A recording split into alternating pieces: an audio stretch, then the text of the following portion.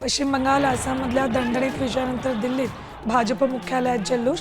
पंतप्रधान मोदींनी मतदारांसह कार्यकर्त्यांचे मानले आभार। बंगालला भयमुक्त आणि विकासयुक्त करणार असल्याची घोषणा। भवानीपूर मतदारसंघातून ममता बॅनर्जी पराभूत। सत्तेनंतर आमदारकीही गेली तर तामिळनाडूच्या कोल्हापूर मतदारसंघातून एम.के. स्टॅलिन यांचाही पराभव।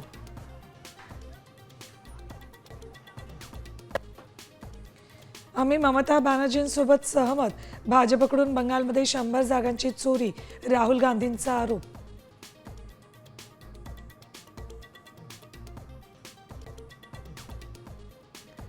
तामिळनाडूत अभिनेता विजय थलपतीची ब्लॉकबस्टर एंट्री। टीव्हीके पक्षाला 110 जागांवर आघाडी। स्टॅलिन यांच्या सत्तेला सुरुंग।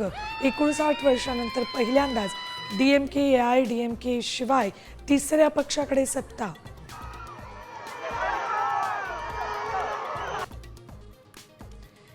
केरळमध्ये काँग्रेसनं डाव्यांची 10 वर्षांची सत्ता उलथवली। डाव्यांच्या हातातून देशातलं शेवटचंही राज्य गेलं। भाजपला फक्त 2 जागा।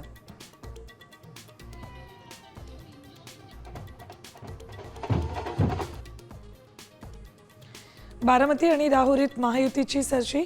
बारामतीत सुनेत्रा पवारांचा 2 लाखापेक्षा जास्त मतांनी विजय, तर राहुरीत भाजपच्या अक्षय कर्डिलेंना कौल। जल्लोष न करण्याच्या सुनेत्रा पवारांच्या सूचना।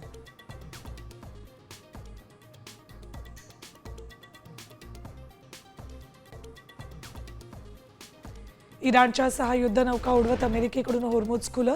इराणचाही पलटवार। आखाती तणावामुळे कच्च्या तेलाच्या किमतीत मोठी वाढ।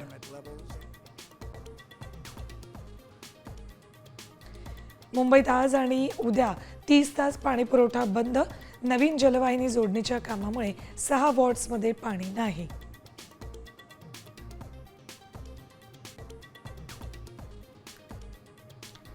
रोहित शर्माचा कमबॅक आणि मुंबई इंडियन्स विजयाच्या रुळावर परतली। लखनौवर 6 विकेटनं दणदणीत विजय।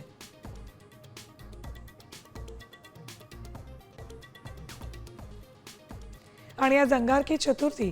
मुंबईत सिद्धिविनायक, पुण्यात दगडूशेठ तर गणपतीपुळे बाप्पाच्या दर्शनासाठी मोठी गर्दी।